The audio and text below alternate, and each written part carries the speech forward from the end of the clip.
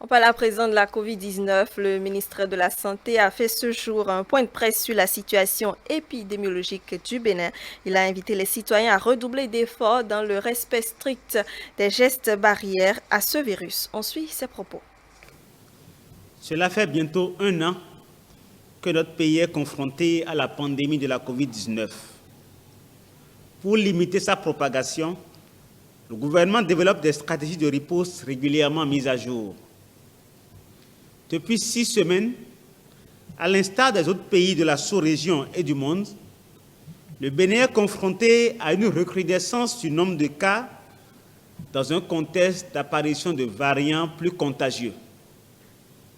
Ainsi, depuis le 1er janvier 2021, le nombre moyen de cas confirmés par jour a quadruplé, passant de 8 à 34, et ces 3 derniers mois, le Bénin a enregistré autant de cas que pendant les 9 premiers mois de l'épidémie, 2726 cas le 1er novembre 2020 et 4625 cas au 9 février 2021.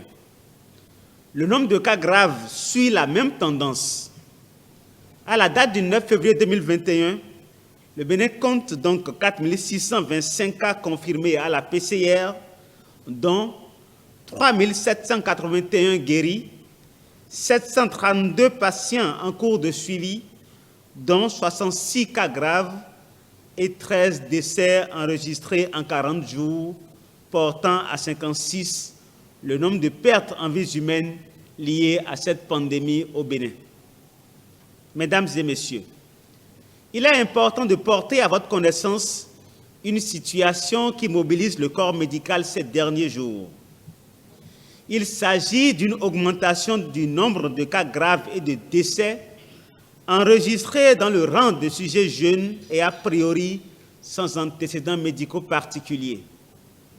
Ce phénomène nouveau nous interpelle et démontre à suffisance que les personnes porteuses de facteurs de risque que nous connaissons, déjà âge supérieur à 60 ans, diabète, hypertension artérielle, accident vasculaire cérébral, drépanocytose, obésité, asthme, autres maladies cardiovasculaires ayant consulté tardivement, ne sont plus les seules cibles les plus exposées aux formes graves de la COVID-19.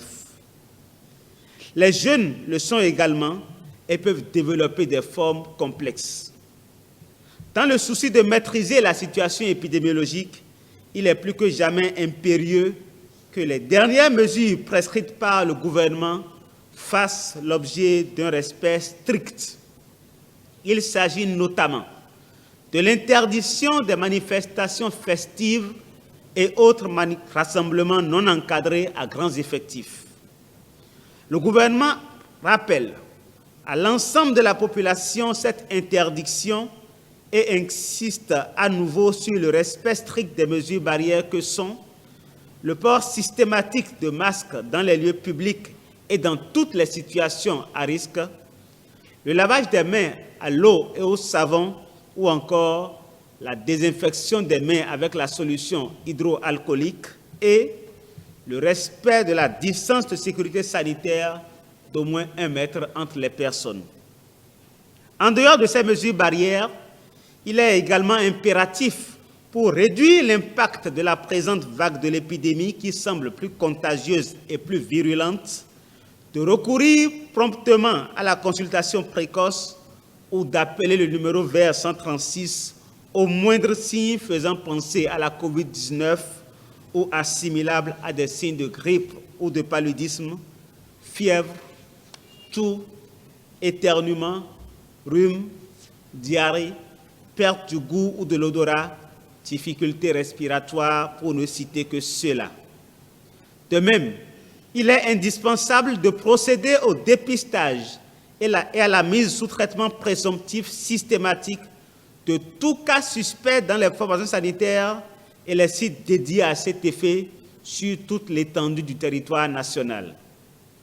Mesdames et messieurs, c'est le lieu pour moi de rappeler à nos concitoyens que la pandémie n'est pas terminée alors que la vie semble avoir repris son cours normal au Bénin. Ceci résulte d'une mauvaise appréciation de la situation par les uns et les autres. Nous devons donc rester conscients que le mal est encore présent et rester vigilants. Ce, d'autant plus que les variants du virus se révèlent encore plus dangereux. Nous devons plus que jamais redoubler d'attention et de discipline pour venir à bout de la COVID-19. Le gouvernement reste attentif à l'évolution de la situation qu'il évalue quotidiennement et prend les dispositions pour que rien ne manque aux équipes de santé en première ligne dans la riposte. Les préfets et les directeurs départementaux de la santé sont d'ores et déjà instruits pour s'assurer du respect strict des présentes prescriptions. Je vous remercie.